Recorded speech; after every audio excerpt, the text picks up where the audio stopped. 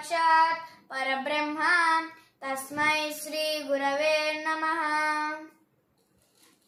తన స్వరూపమైన ఆత్మతత్వాన్ని సాక్షాత్కరించుకోవడం పట్ల నిర్లక్ష్యం చూపే ప్రతివాడు ఆధ్యాత్మికంగా ఆత్మహత్య చేసుకున్నట్లు భావించవచ్చు. జ్ఞానోదయమై బ్రహ్మముగా మిగిలినప్పుడే సంసార చక్రం అంతమవుతుంది. జీవితంలో మనం ఎన్నో సాధించాలి అనుకుంటాం. అన్నింటినీ మనము వదిలిపోయే వాళ్ళమే. మనం ఆత్మలుగా మిగలాలి. భగవంతుని సర్వత్రాగాంచుటయే నేత్రములకు ఆహారము. ఆత్మలో ఏకత్వం పొందుటయే స్వధర్మము. మానసికమగు సర్వసంగ పరిత్యాగమే సన్యాసము. మనలోను అంతటను అన్నింటిలోనూ భగవంతుడు ఉన్నాడు అని గ్రహించుము.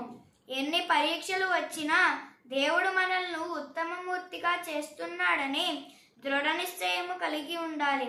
ఎన్నిటికీ మార్పు చెందని బ్రహ్మమునందు ఏకీభవించు నిత్యము మార్పు చెందడి మానసిక వృత్తులన్నింటికి తటస్థుడవై ఉండుము. ఆత్మచే తృప్తుడై ఆత్మరతుడై ఆనందం అనుభవించే వానికి చేయదగిన కార్యం లేదు. ఒక్క ఆత్మయే పిపీకాది బ్రహ్మ పర్యంతము సకల శరీరములందు వ్యాపించి అనేక ఆత్మలుగా తోచుచుండును.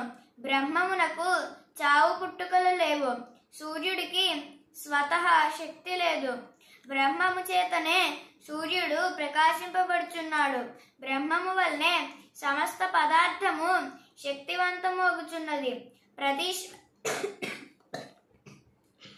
ప్రతి శ్వాస బ్రహ్మధ్యాసలో ఉండాలి. జీవయాత్రలో ప్రతి సంఘటన దైవమునకే అర్పించాలి.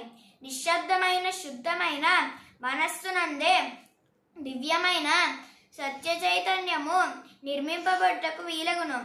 ఏకదీక్షతో నీ హృదయము, ఏకాగ్రతతో నీ మనస్సు భగవంతుని అనుగ్రహము కోరి తీవ్ర ప్రయత్నము చేసినచో బ్రహ్మమే నీవు అగుదువు. బ్రహ్మార్పణం.